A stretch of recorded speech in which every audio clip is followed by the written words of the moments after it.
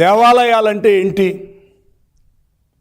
భక్తికి మార్గదర్శకంగా ఉంటాయి.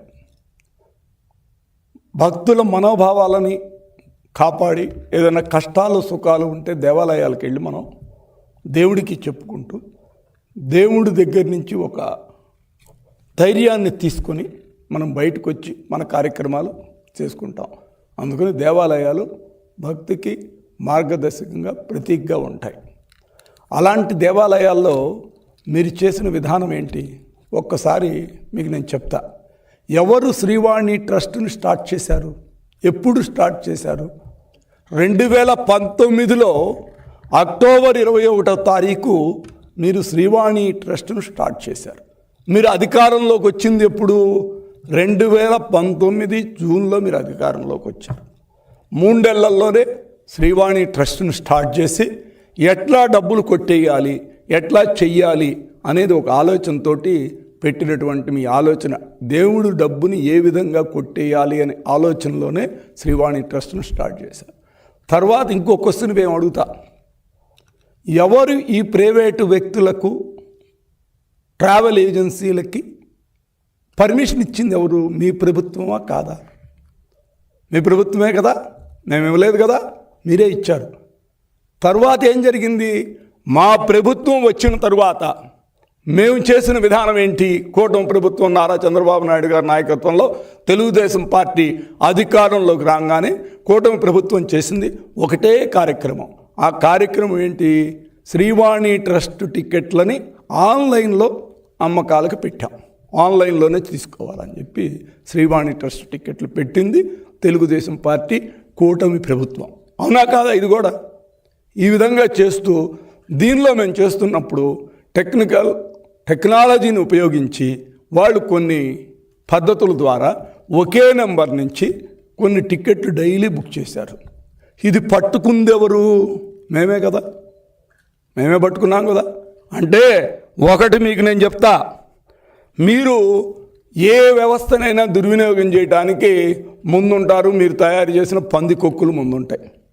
ఆ పందికొక్కుల్ని పట్టుకొని వాటిని బంధించి ఒక చోట కూర్చోపెట్టే కార్యక్రమమే మేము చేస్తున్నాం. పట్టుకుంది మేమే, కనిపెట్టింది మేమే, ఆపింది కూడా మేమే. మీరు కాదు. ఈ 3 చేసింది కాదు, మీరు కాదు. కనిపెట్టాం మేమే, అదేవిధంగా పట్టుకుందాం మేమే, ఆపాం మేమే. అవన్నీ జరుగుతున్నాయని చెప్పాం. అందుకని ఇంకా పటిష్టంగా ఏ విధంగా చెయ్యాలి అని చెప్పి ఆలోచన చేస్తుంది కూటమి ప్రభుత్వం చంద్రబాబు గారి నాయకత్వంలో. ఇంకో విషయం మీకు నేను చెప్తా. ఇవాళ మేము అధికారంలోకి వచ్చిన తర్వాత ఒక విషయం మీకు నేను చెప్తా. శ్రీవాణి ట్రస్ట్ ద్వారా వచ్చిన డబ్బులని దేవాలయాలకు వాడాలి. కొత్త దేవాలయాలు 5,000 దేవాలయాలు కట్టాలని చెప్పి ప్రపోజల్ పెట్టింది కూటమి ప్రభుత్వం, చంద్రబాబు నాయుడు గారి ప్రభుత్వం. ఎందుకంటే దళిత వాడల్లోనూ అదేవిధంగా బీసీ కాలనీల్లో కూడా చిన్న చిన్న దేవాలయాలు కట్టాలి. వాళ్ళకున్న స్థలాన్ని బట్టి 30 లక్షల దాకా దేవాలయాలకి ఇవ్వటానికి కూటమి ప్రభుత్వం సిద్ధంగా ఉంది. 1 కాదు 2 కాదు, దీనికి 5,000తో స్టార్ట్ చేశాం. కానీ మొన్న ముఖ్యమంత్రి గారు లోకేష్ గారు మీటింగ్లో మాట చెప్పారు, ఎన్ని దేవాలయాలు కావాలంటే అన్ని దేవాలయాలు కడదాం. ఎందుకంటే దేవాలయాలు ఇందాకే మీకు చెప్పా, ఒక మార్గదర్శకంగా ఉంటాయి. అక్కడ అన్ని కార్యక్రమాలు చేసుకోవచ్చు, దైవిక కార్యక్రమాలు చేసుకోవచ్చు. చిన్న అక్కడ భజన మందిరాలు ఉంటాయి, భజన చేసుకోవచ్చు. ఏదైనా పిల్లలు కూర్చుని చదువుకోవటానికి, దళితవాడలు బీసీ కాలనీల్లో పిల్లలు చదువుకోవటానికి, ఇదివరకు రోజుల్లో పాత రోజుల్లో దేవాలయాలు ఏ విధంగా ఉండేవి అనేది ఒకసారి మీరు ఆలోచన చేసుకుంటే, పూర్వం హితం కోరేవాడే పురోహితుడు అనేవాళ్ళు. ఎందుకంటే వాళ్ళు బయటికి ఏ ఊళ్ళో ఏ పెద్ద అయినా బయటికి వెళ్ళేటప్పుడు పూజారి గారి దగ్గరికి వెళ్ళి నమస్కారం పెడితే పూజారి గారు ఆశీర్వచనం ఇచ్చేవాడు. నీ పని కావాలయా, దిగ్విజయం వస్తూ అవిఘ్నం వస్తూ అని చెప్పి ఆశీర్వచనం ఇచ్చి నీకు పని అవుతుందని పంపించేవాడు. పూజారి గారు ఆ రోజు ఆ టైంలో వెళ్ళేటప్పుడు ఎవరు కూడా పూజారి గారికి డబ్బులు ఇచ్చేవాడు కాదు. పూజారి గారు కూడా డబ్బులు అడిగేవాడు కాదు. ఎందుకంటే నమ్మకంతో వెళ్ళేవాళ్ళు. మళ్ళీ పూజారి గారి బాధ్యత ఏంటి? ఈ వెళ్ళిన పని కావటం కోసం గుడిలోకి వెళ్ళి పూజారి గారు మళ్ళా ఒక మంత్ర జపం చేసుకోవాలి. ఎందుకంటే ఆ పవర్ తీసుకోవటానికి దేవుడి నుంచి. అవి జరిగేవి.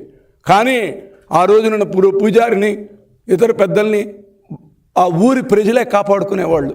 ఇంట్లో ఒక అరటి గెలలకి నుంచి, అరటి చెట్టు నుంచి ఒక గెల వస్తే పూజారి గారికి హస్తం పంపించండి అనేవాడు. పొలం నుంచి పంట వస్తే పూజారి గారికి బస్తా బియ్యం ఇవ్వమనేవాడు, ధాన్యం. అన్ని పూజారి గారి అవసరాలను వాళ్లే తీసుకునేవాడు. అదేవిధంగా ఇప్పుడు కూడా మా ప్రభుత్వం ఆలోచన దేవాలయాలని ఆ బీసీ కాలనీ, ఎస్సీ కాలనీలో కట్టి ఒక ఆలోచన విధానంతో అందరూ కూడా అక్కడే ఉంటూ చేసుకునే విధానం. పిల్లలు చదువుకోవాలని చదువుకుంటారు, చిన్న చిన్న భజనలు చేసుకుంటారు, మంచి కార్యక్రమాలు ఏమైనా ఉంటే చేసుకుంటారు. వీటన్నిటికీ ఉపయోగపడే విధంగా కట్టాలి అని చెప్పి కూటమి ప్రభుత్వం మేము శ్రీవాణి ట్రస్ట్ ద్వారా వచ్చే డబ్బులతోటి అవన్నీ కట్టాలని ఆలోచన చేసింది నారా చంద్రబాబు నాయుడు గారి ప్రభుత్వం, నారా చంద్రబాబు నాయుడు గారు. మీరు ఆ డబ్బులు ఎక్కడ కొట్టేశారు? ఒక చీటీలు ఇచ్చారా? స్లిప్పులు ఇచ్చారా? ఏమన్నా వచ్చినాయా? ఏదీ లేకుండా డబ్బులు కొట్టేశారు. ప్రైవేట్ ఏజెన్సీలకు ఇచ్చారు, వాళ్ళు పందికొక్కులకు లెక్కకు డబ్బులు కొట్టేశారు. ఇవాళ విఐపీలకి కంటే కూడా సామాన్య భక్తులకి పెద్దపీట వేసింది కూటమి ప్రభుత్వం. చరిత్రలో ఎప్పుడూ లేదు. తిరుపతిలో రష్ ఎక్కువ పెరిగితే, తిరుమలలో భక్తులు ఎక్కువ పెరిగితే టీటీడీ ఇమీడియట్గా ఒక నిర్ణయం తీసుకుంటుంది. అది చంద్రబాబు నాయుడు గారు వాళ్ళకి ఆదేశం ఇచ్చేశారు. ఏ నిర్ణయం?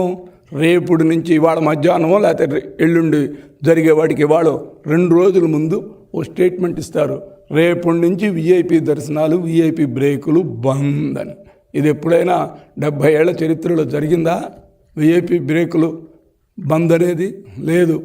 ఇవాళ కూటమి ప్రభుత్వం, నారా చంద్రబాబు నాయుడు గారి నాయకత్వంలో ఉన్న ప్రభుత్వం భక్తులకు పెద్దపీట వేస్తుంది. మీరేం చేసేవాళ్ళు? విఐపీలకు పెద్దపీట వేసి భక్తులకు కత్తిపేట వేసేవాళ్ళు.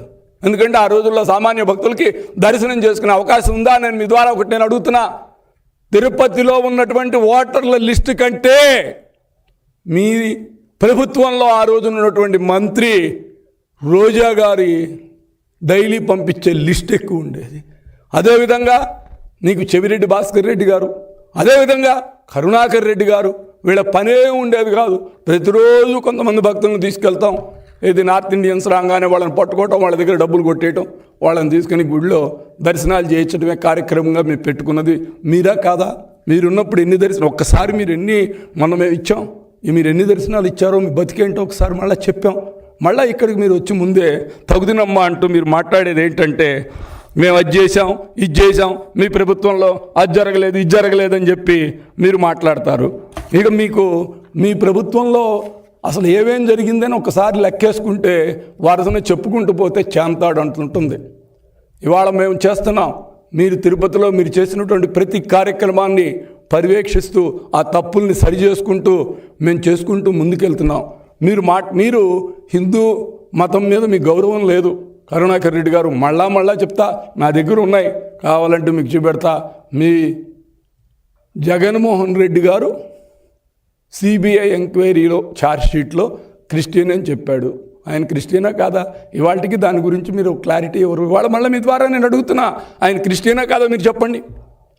మీరు ఇదేముంది, తిరుమల వెంకటేశ్వర స్వామి ఏముంది అని నేను నోటితో చెప్పలేనటువంటి మాట మీరు చదువుకున్న రోజుల్లో అన్నారు. ఇవాళకైనా నేను అన్నాను, తప్పైపోయింది, క్షమించండి, ఇవాళ నాకు నమ్మకం వచ్చిందని చెప్పండి. మేమే కాదంటలేదు. ఎవరు కూడా బయటికి రావచ్చు, మారచ్చు, మారానని చెప్పండి. మీరు కూడా కొత్త పద్ధతి చేస్తారు, ఇవి చెప్పరు. మూడోది, ఆ రోజునే రాజశేఖర్ రెడ్డి గారు ఉన్నప్పుడే జగన్మోహన్ రెడ్డి గారు వివాహం జరిగినప్పుడు క్రిస్టియన్ పద్ధతిలో కార్డు వేశారు. ఇది కూడా వాస్తవమే కదా. తర్వాత గంగిరెడ్డి గారు చనిపోయినప్పుడు ఆ సమాధి, ఆ బాడీని కూడా క్రిస్టియన్ పద్ధతిలో పెట్టారు. రాజశేఖర రెడ్డి గారి సమాధి కూడా క్రిస్టియన్ పద్ధతిలోనే ఉంటుంది. ఇవన్నీ కూడా చూసిన తర్వాత మేము క్రిస్టియన్ కాదని, క్రిస్టియన్ అని చెప్పేయండి, హిందూ మతం మీద మాకు గౌరవం లేదని చెప్పండి. మళ్ళీ ఓట్ల కోసం హిందూ మతాన్ని తీసుకొస్తారు. మీ ఆలోచన విధానం ఏ విధంగా ఉంటుందంటే అన్ని మతాలని వాడుకుంటారు మీరు రాజకీయ అవకాశాల కోసం, మీ రాజకీయ అవసరాల కోసం. ఎవరైనా ఒకటే. ఇప్పుడు కొత్త పద్ధతి వచ్చింది. మొన్న చూసా, ఒక ఆయన్ని, ఓ ఫ్యామిలీని ఏదో కువైట్ నుంచో ఎక్కడి నుంచో వచ్చాడు, ఆ ముస్లింని హిందూ మతంలో మారుస్తానని చెప్పి ఓ నాటకం క్రియేట్ చేశారు. అంటే ఏంటంటే హిందూ ముస్లిం భాయ్ ఈ రాష్ట్రంలో, ఈ దేశంలో కూటమి ప్రభుత్వం వచ్చిన తర్వాత చంద్రబాబు గారి నాయకత్వంలో హిందూ ముస్లిం భాయ్ అన్నారు. అంత సవ్యంగా నడుస్తుంది. ఎందుకంటే మేము చేసినటువంటి విధంగా ముస్లింలకు ఏ ప్రభుత్వం చేయటంలా. మేము మక్కాకు పంపించడానికి అన్ని ఏర్పాట్లు చేస్తున్నాం, అన్నీ చేస్తుంది. మేమంతా చాలా దగ్గరగా ఉంటే కొత్తగా మీరు ముస్లింలను హిందువుల్లోకి మార్చుతారు. అంటే మీ ఆలోచన ఎక్కడికక్కడ డివైడ్ చేసి గొడవ చేస్తూ మీకేంటంటే మొత్తం నాశనం చేసే పద్ధతిని, వ్యవస్థలను నాశనం చేస్తూ ఎక్కడన్నా దొరికితే ఓ డిస్టర్బెన్స్ క్రియేట్ చేయాలని చెప్పి ఆలోచించేది మీరు. ఇవాటి దాకా మీరు దాంట్లో కొట్టేసిన డబ్బులు ఒక్కొక్కటే బయటకు వస్తున్నాయి. మీరు చెప్పుకుంటూ పోతే మీరు చేసిన తప్పులు తిరుపతిలో కానీ ఇతర ఆలయాల మీద దాడి కానీ మీరు చేసిన పద్ధతి చూస్తే ఒకటి కాదు, రెండు కాదు, మీరు చెప్పుకుంటుంటే ఎన్నో ఉన్నాయి. ఇవన్నీ కూడా మరొకసారి మీకు నేను తెలియజేస్తున్నా. అయ్యా, ఇప్పటికైనా పద్ధతి మార్చుకోండి. ఎందుకంటే మిగతా సబ్జెక్ట్ మీదకి నేను పోదలుచుకోవాలా. చాలా సబ్జెక్ట్ ఉంది మీ గురించి మాట్లాడాలంటే. ప్రతిరోజు ఇప్పుడు ఏంటంటే పవర్ పోయిన తర్వాత ఈ 2 ఏళ్ల బట్టి మీకు ఏదో ఒక అవకాశం కోసం డిస్టర్బెన్స్ క్రియేట్ చేయడానికి, లేనిది ఉన్నట్టు చూపెడటానికి, మీరు చేసిన తప్పులు బయటకు వస్తే వాటి సరి చేసుకోవటానికి మీరు ఒక్కొక్కటి నాటకంగా ఈ సంవత్సరంన్నరలో 2 ఏళ్లలో మీరు చేసినవి ఎక్కడో బయట ఎప్పుడో శని దేవుణ్ణి అక్కడ పెట్టేసి వదిలిపెడితే, విగ్రహం చెక్కి వదిలిపెడితే అది విష్ణుమూర్తి అని చెప్పి గొడవ చేశారు. గోశాలలో ఏదో జరిగిందని గొడవ చేశారు, ఇంకోచోట ఏదో జరిగిందని గొడవ చేస్తారు. అంటే ఏంటంటే మీ ప్రభుత్వంలో జరిగిన తప్పులన్నింటినీ బయటికి తీసుకొచ్చి పెడుతుంటే వాటన్నిటిని తట్టుకోలేక ఎదుటి మనిషి మీద బురదేసే కార్యక్రమం. మీరు చేసిన ప్రతి కార్యక్రమాన్ని సరిచేసింది కూటమి ప్రభుత్వం. మీరు తాజ్ హోటల్కి స్థలం ఇస్తే ఆ స్థలాన్ని, ఎందుకంటే నేను కూడా పోయాను, తిరుపతి కొండ కిందే ఉంటుంది ఆ స్థలం, కొండలో భాగం, దాన్ని క్యాన్సిల్ చేశాం.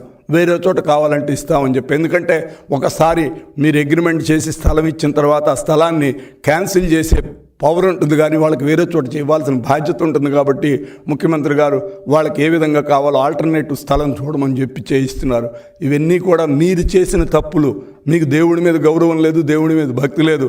మేమైతే ఒకటి, మా నాయకుడికైతే ఒకటి, దేవదేవుడు శ్రీ వెంకటేశ్వర స్వామిని కులదైవంగా భావించేవాడు నారా చంద్రబాబు నాయుడు గారు, వాళ్ళ యొక్క ఫ్యామిలీ. ఎందుకంటే నామాలను చూస్తూ పెరిగినటువంటి వ్యక్తి నారా చంద్రబాబు నాయుడు గారు. ఎందుకంటే చంద్రగిరిలో నుంచి చూస్తే నామాలు కనపడతాయి ఆయన పుట్టిన ప్రాంతంలో. అందుకని ఆయనకి తిరుపతి వెంకటేశ్వర స్వామి అంటే విపరీతమైన భక్తి, కలియుగ దైవం శ్రీ వెంకటేశ్వర స్వామి అంటే. 2, ఆయనకు అక్కడ అలిపిరిలో జరిగినప్పుడు కూడా ఒకటే చెప్పాడు, నాకు మరు జన్మనిచ్చింది శ్రీ వెంకటేశ్వర స్వామి, ఆయన ఇచ్చిన ఈ యొక్క జన్మ నేను ప్రజాసేవకి, ఈ వెంకటేశ్వర స్వామి సేవలోనే నేను గడుపుతానని చెప్పారు. అదేవిధంగా చేస్తున్నారు. అలాంటి నాయకత్వంలో ఈ కూటమి ప్రభుత్వంలో జరుగుతున్న కార్యక్రమాలను మీరు ఓర్వలేక, మీరు చేసిన తప్పుల్ని చెప్పుకోలేక, తప్పు ఒప్పుకోలేక, ఇంకా కూడా ఎక్కడో ఏదో జరుగుతుందని రోజుకొకటి పెడుతూ చేస్తున్నారు. ఈ పద్ధతి మార్చుకోండి. దమ్ముంటే రండి, తిరుపతిలో మీరు కొట్టేసిన స్థలాలను చూపెడతాం. అక్కడ ఓరియన్ హోటల్ని మీరు కొట్టేసింది, అటు పక్కన అన్నమయ్య సెంటర్లో కట్టేసిన హోటల్ ఇవన్నీ కూడా మేము చూపెట్టాం. వీటన్నిటి మీద కూడా ఎంక్వైరీ జరుగుతుంది. మీ మీద యాక్షన్ తీసుకుంటారు. మీరు ఇవన్నీ తప్పుకోవడానికి, మీరు చేసిన తప్పులను తప్పించుకోవటానికి ఎదుటి మనిషి మీద బురద జల్లే కార్యక్రమంలో ఉన్నారు. మేము దీన్ని సహించాం. మీరు చేసిన తప్పుల్ని ఇంకా కూడా బయట పెడతాం, కడుగుతాం. మీరు పూసినటువంటి బూడిదనంతా కూడా తుడిచే కార్యక్రమంలో ఉన్నాం. మీరు బురదలు పూసారు, ఆ బురదలు కూడా తుడుస్తున్నాం. వ్యవస్థల్ని సమన్వయం చేసుకుంటూ మంచి మార్గంలో తీసుకెళ్తుంది కూటమి ప్రభుత్వం. ఇప్పటికైనా పద్ధతి మార్చుకోండి. శ్రీవాణిలో మీరిచ్చినటువంటి వాళ్ళే ఆ రోజున మేము ఎవరికి, ఇప్పుడు మేము వచ్చిన తర్వాత ఎవరికి ఇవ్వాలా, అవన్నీ క్యాన్సిల్ చేసాం, ఆన్లైన్లో పెట్టాం. ఎందుకంటే మీరు పెంచిన పంది కొక్కులే రకరకాల మార్గాల ద్వారా ఒక ఫోన్ నెంబర్ మీద 10 టికెట్లు బుక్ చేస్తుంటే వాళ్ళని పట్టుకుంది మేమే కదా, మేమే కదా. మేము వీళ్ళన్నింటినీ కూడా సరి చేసుకుంటూ ముందుకెళ్తున్నాం. మరొక్కసారి మీకు నేను తెలియజేస్తున్నా, ఇప్పటికైనా పద్ధతి మార్చుకోండి. కరుణాకర్ రెడ్డి గారు, మీరు ఈ విధమైన దుష్ప్రచారాలను మానుకోకపోతే తీవ్ర పరిణామాలను ఎదుర్కొంటారు. దేవుడు చూస్తూ ఊరుకోడు. మీరు చేసిన తప్పులకి మీకు 11 సీట్లు ఇచ్చాడు. దేవుడికి చేసిన అపచారాలకి ఎన్ని ఇస్తాడో రేపు చూడాలి. ఎందుకంటే లడ్డూలో కల్తీ, ప్రతి దాంట్లో వ్యవస్థల్లో కల్తీ, అక్కడ నాశనం చేశారు. ఇవన్నీ కూడా దేవుడు చూస్తూనే ఉన్నాడు. అందుకని అయ్యా, మీరు సవ్యంగా ఇప్పటికైనా మారి తప్పు ఒప్పుకొని సవ్యంగా ఉంటే దేవుడు మీకు కరుణిస్తాడు, లేకపోతే మీకు ఏ గతి పడుతుందో నాకు తెలియదు. ఎందుకంటే చాలామంది ఎక్కడికక్కడికో వెళ్ళిపోయారు. ఇవన్నీ కూడా నేను ఒక బ్రాహ్మడుగా, ఎందుకంటే ఇప్పటికైనా మీరు మారాలని మనస్ఫూర్తిగా కోరుకుంటూ